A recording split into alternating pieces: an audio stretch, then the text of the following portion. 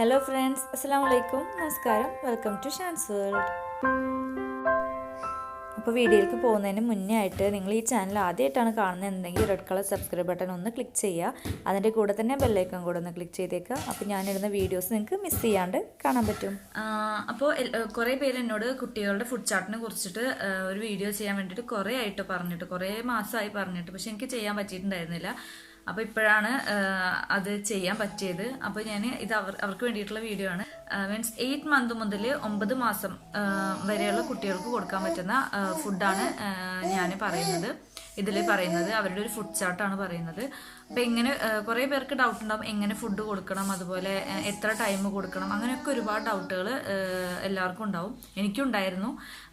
അപ്പോൾ 8 മന്ത് എന്ന് പറയുന്നത് കുട്ടികൾക്കൊരു ട്രാൻസിഷൻ ടൈമാണ്.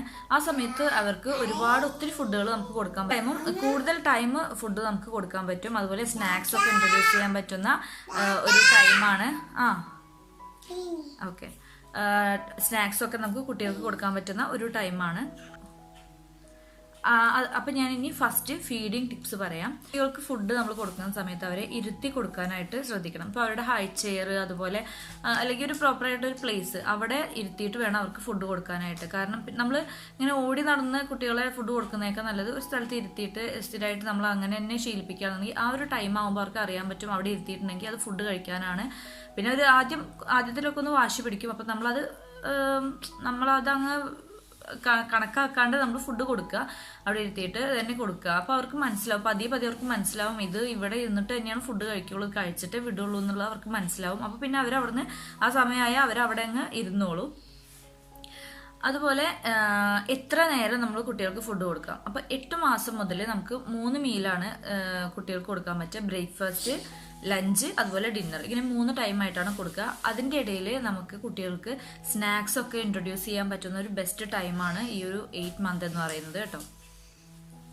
പിന്നെ അതിൻ്റെ കൂടെ തന്നെ ഇടയ്ക്കിടയ്ക്ക് നമ്മൾ ഇടവിട്ട് അവർക്ക് ഫീഡിങ് കൊടുക്കാൻ ശ്രദ്ധിക്കണം. കാരണം ഫീഡിങ് എന്ന് പറയുമ്പോൾ ബ്രസ്റ്റ് മിൽക്ക് ആണെങ്കിൽ അത്, അല്ല എന്നുണ്ടെങ്കിൽ ഫോർമുല മിൽക്ക്, ഇത് ഏതാച്ചെങ്കിൽ നമുക്ക് കുട്ടികൾക്ക് കൊടുക്കാം.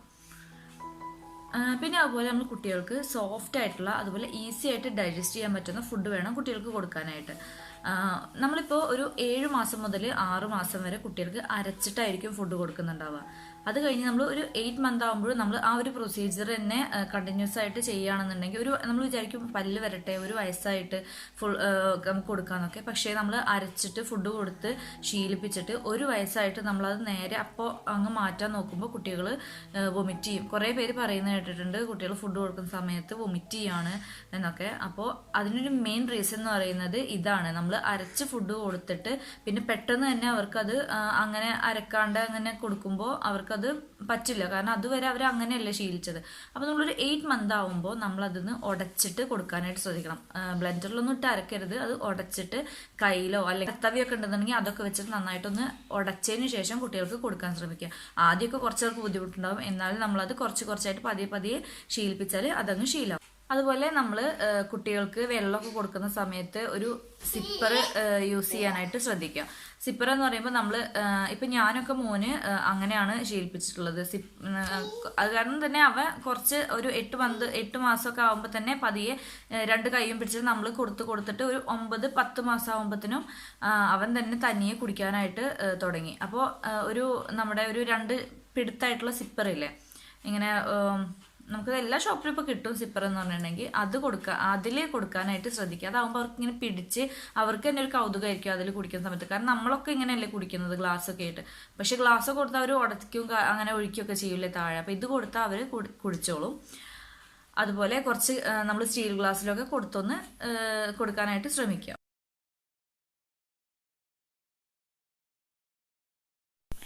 അപ്പോൾ ഫുഡ് ചാർട്ടിൽ നമുക്ക് കുട്ടികൾക്ക് കൊടുക്കാൻ പറ്റുന്നത് രാഗി കൊടുക്കാം, അതുപോലെ ബാർലി ഇല്ലേ അത് കൊടുക്കാം, അതുപോലെ ബ്രോക്കൺ വീറ്റിൽ, അതായത് നുറുക്ക് ഗോതമ്പ്, അത് നല്ലതാണ്. പിന്നെ അതുപോലെ റവ, പിന്നെ നമ്മുടെ പരിപ്പില്ലേ ആ പരിപ്പ്, പിന്നെ അതുപോലെ ചെറുപയർ,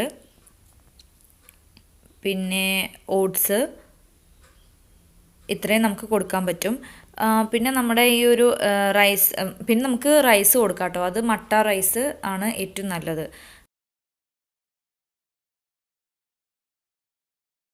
ഫ്രൂട്ട്സിൽ എന്തൊക്കെയാണ് കൊടുക്കാന്ന് വെച്ചിട്ടുണ്ടെങ്കിൽ ആപ്പിള്, അതുപോലെ പിയർ, മാംഗോ, അതുപോലെ ചിക്കു, അതായത് സപ്പോട്ട, പപ്പായ, പേരക്ക, അവക്കാഡോ ഒക്കെ ബെസ്റ്റ് ആണ് കുട്ടികൾക്ക് കൊടുക്കുന്നത് കേട്ടോ. അപ്പൊ ഇതൊക്കെ നമുക്ക് ഫ്രൂട്ട്സിൽ അവർക്ക് കൊടുക്കാൻ പറ്റുന്ന സമയമാണ്.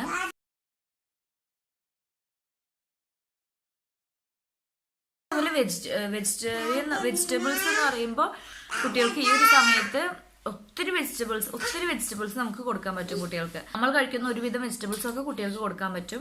അതിൽ ചിലത് കൊടുക്കാൻ പറ്റില്ല, പക്ഷെ നമ്മൾ കഴിക്കുന്ന മിക്കതും നമുക്ക് കുട്ടികൾക്ക് കൊടുക്കാൻ പറ്റും. അപ്പോൾ അതിൽ മെയിൻ ആയിട്ടുള്ളതാണ് പൊട്ടറ്റോ, അതായത് ഉരുളക്കിഴങ്ങ്, അതുപോലെ സ്വീറ്റ് പൊട്ടറ്റോ, അതൊക്കെ കുട്ടികൾ കഴിക്കും. സ്വീറ്റ് പൊട്ടറ്റോ ഒക്കെ അടിപൊളിയാണ് കുട്ടികൾക്ക്. അപ്പോൾ സ്വീറ്റ് പൊട്ടറ്റോ, ക്യാരറ്റ്, ബ്രോക്കോളി നമുക്കറിയാലോ. ബ്രോക്കോളി എന്ന് പറയുമ്പോൾ പച്ച കളറിൽ ഒരു സംഭവം, ബ്രോക്കോളി, അത് വലിയവർക്കും നല്ലതാണ് കേട്ടോ. അതുപോലെ മത്തങ്ങ, പംകിനൊക്കെ കുട്ടികൾക്ക് വളരെ നല്ലതാണ്. അവരുടെ സ്കിന്ന് ഗ്ലോ ആവാനും ഇമ്മ്യൂണിറ്റി സിസ്റ്റത്തിനൊക്കെ മത്തങ്ങ വളരെ നല്ലതാണ്. അതുപോലെ ബീൻസ്, ടൊമാറ്റോ, അതുപോലെ കോളിഫ്ലവർ, ഇത്രയും സാധനങ്ങൾ നമുക്ക് കുട്ടികൾക്ക് വെജിറ്റബിൾസിന്റെ ഇതിൽ നമുക്ക് കൊടുക്കാൻ പറ്റും. അതുപോലെ ബീൻസും ക്യാരറ്റും കൂടെ നമുക്ക് ഒരുമിച്ച് വേവിച്ചിട്ട് അങ്ങനെയൊക്കെ ആയിട്ട് കൊടുക്കാൻ പറ്റും കുട്ടികൾക്ക്. അതുപോലെ തക്കാളി നമുക്ക് ഈ ഒരു സമയത്ത് കുട്ടികൾക്ക് കൊടുക്കാൻ പറ്റുന്നുണ്ട്. തക്കാളി കൊടുക്കുമ്പോൾ അത് വേവിച്ചിട്ട് അതിന്റെ തൊലി കളഞ്ഞിട്ട് വേണം കൊടുക്കാനായിട്ട്. പിന്നെ ഈ വെജിറ്റബിൾസ് ഒക്കെ സ്റ്റീം ചെയ്തിട്ട് ഉടച്ചിട്ട് വേണം കുട്ടികൾക്ക് കൊടുക്കാൻ.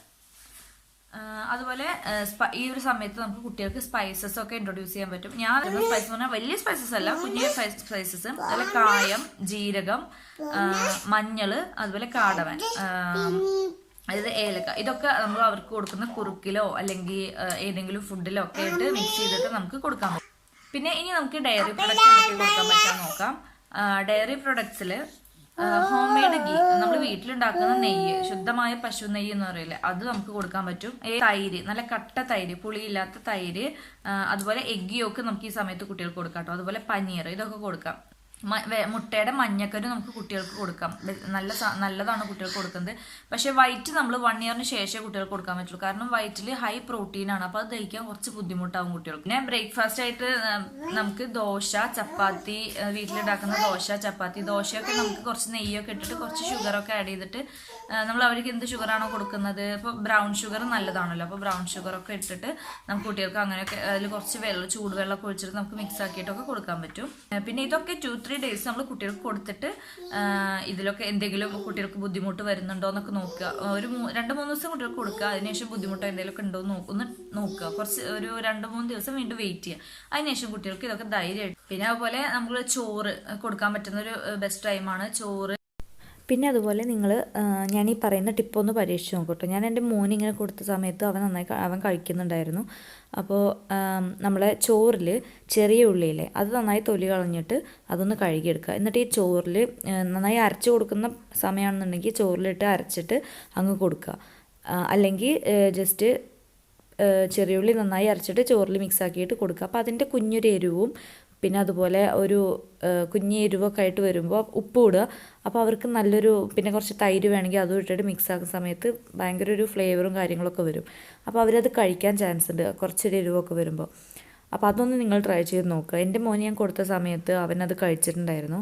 അവൻ ഇപ്പോഴും ഞാൻ ഇടയ്ക്ക് ചോറ് കഴിക്കാൻ മടി കാണിക്കുമ്പോൾ ഇങ്ങനെ ഇട്ട് കൊടുക്കുന്ന സമയത്ത് അവൻ കഴിക്കും. അതിൻ്റെ ഒരു സ്മെല്ലും ടേസ്റ്റും ചില കുട്ടികൾക്ക് ഇഷ്ടമാവും. അപ്പോൾ നിങ്ങൾ അതൊന്ന് ട്രൈ ചെയ്ത് നോക്കൂ കേട്ടോ.